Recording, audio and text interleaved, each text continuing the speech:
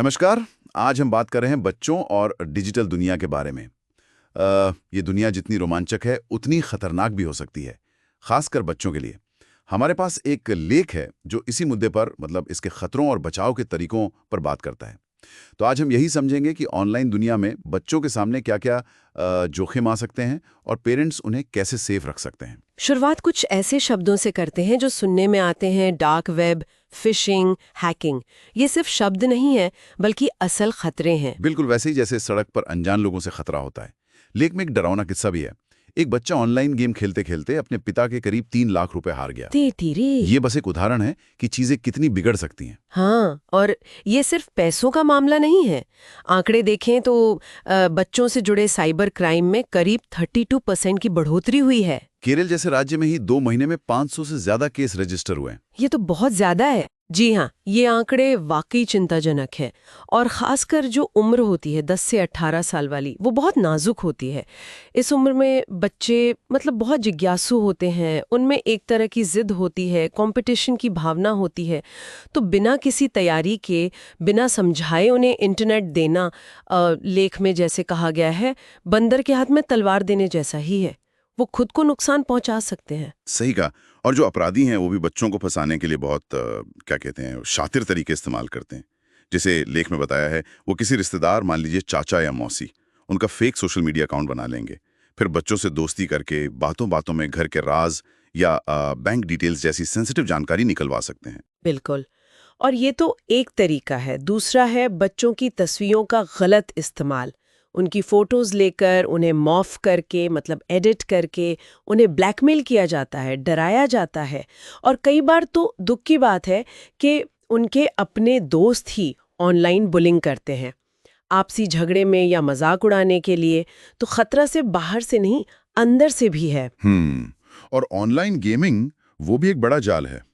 लेख में भी जिक्र है कि पहले बच्चों को फ्री में खेलने की लत लगाई जाती है और फिर जब वो आदी हो जाते हैं तो गेम में आगे बढ़ने के लिए या हारने पर उनसे पैसे वसूले जाते हैं। वो 3 लाख वाला केस इसी का नतीजा था शायद। हाँ, बिल्कुल। और एक और उदाहरण था लेख में, एक 13 साल का बच्चा इंस्टाग्राम पर उसकी फोटो पर लाइक्स कमाए या शायद कुछ बुरे कमेंट्स आए और वो बच्चा डिप्रेशन में चला गया। ये दिखाता है कि ये वर्चुअल दुनिया का असर बच्चों की मेंटल हेल्थ पर कितना गहरा पड़ रहा है। हाँ, और ये सब तरीके काम इसलिए करते हैं क्योंकि बच्चे थोड़े भोले होते हैं, आसानी से भरोसा कर लेते हैं और उनमें एक चाह होती है ऑनलाइन दुनिया में अपनी पहचान बनाने की, पॉपुलर होने की। कभी कभी तो बस एक लुभावना ऐड दिखाकर, किसी लिंक पर क्लिक करवाकर पैसे ठग लिए जाते हैं। बच्चे सोचते हैं वो स्मार्ट है, पर अपराधी उनसे ज्यादा चालाक होते हैं। इसलिए सबसे जरूरी है मतलब जागरूकता, जानकारी ही बचाव है। तो फिर पेरेंट्स क्या करें? मतलब क्या ठोस कदम उठाए जा सकते हैं? लेख कुछ उपाय सुझाता है। पहला है पेरेंटल कंट्रोल, यानी बच्चे को फोन या डिवाइस तभी दें जब वाकई जरूरत हो और उनके गूगल अकाउंट को अपने अकाउंट से लिंक रखें ताकि ये पता रहे कि वो ऑनलाइन क्या कर रहे हैं और कहां जा रहे हैं। यूट्यूब किड्स जैसे प्लेटफॉर्म भी शायद कुछ मदद कर सकते हैं। जी हाँ, पेरेंटल कंट्रोल टूल जरूर इस्तेमाल करने चाहिए। ये एक पहला कदम है, लेकिन सिर्फ इसी पर निर्भर नहीं रह सकते। सोशल मीडिया पर भी नजर रखनी बहुत जरूरी है। अगर बच्चा छोटा है तो कोशिश करें कि दूर ही रहे, और अगर वो इस्तेमाल कर रहा है तो पेरेंट्स को भी उससे जुड़ना चाहिए। उसकी फ्रेंड लिस्ट देखें, उसकी पोस्ट्स देखें और उसे समझाएं कि सिर्फ उन्हीं लोगों से जुड़े जिन्हें वो असल जिंदगी में जानता है और जिन पर भरोसा है। परिवार के लोग, करीबी दोस्त, ये जासूसी नहीं है, ये उनकी सुरक्षा के लिए है। इसके अलावा एक और जरूरी बात, बच्चों को असल दुनिया से जोड़े रखना।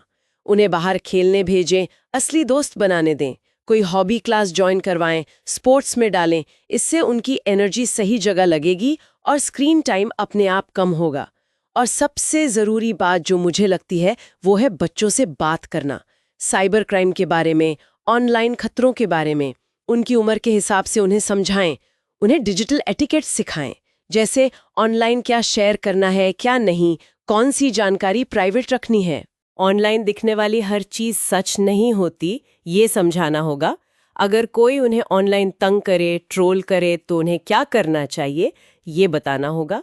और इसके लिए हाँ, पेरेंट्स को भी थोड़ा टेक्नोलॉजी के बारे में जानना होगा, अपडेटेड रहना होगा।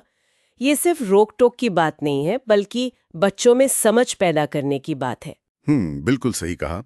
तो कुल मिलाकर डिजिटल दुनिया एक सच्चाई है, उससे बच नहीं सकते। लेकिन थोड़ी सतर्कता, सही जानकारी और बच्चों के साथ खुली बातचीत, इनसे हम उन्हें काफी हद तक सुरक्षित रख सकते हैं। तकनीक पर बैन लगाना हल नहीं है, बल्कि उसका सही और सुरक्षित इस्तेमाल सिखाना ही रास्ता है। हाँ, बिल्कुल। और अंत में एक सवाल शायद हम सबके सोचने के लिए छोड़ सकते हैं। डिजिटल लिटरेसी का मतलब सिर्फ ये जानना नहीं है कि गैजेट कैसे चलाते हैं। इसका मतलब ये समझना भी है कि इस टेक्नोलॉजी का समाज पर, हमारे रिश्तों पर, हमारे सोच पर क्या असर पड़ रहा है। तो परिवार अपने बच्चों में इस डिजिटल दुनिया को लेकर एक क्रिटिकल सोच, एक आलोचनात्मक नजरिया कैसे विकसित कर सकते हैं, ताकि वे सिर्फ इसे इस्तेमाल ना करें, बल्कि इसे समझें भी। ये एक अहम सवाल है।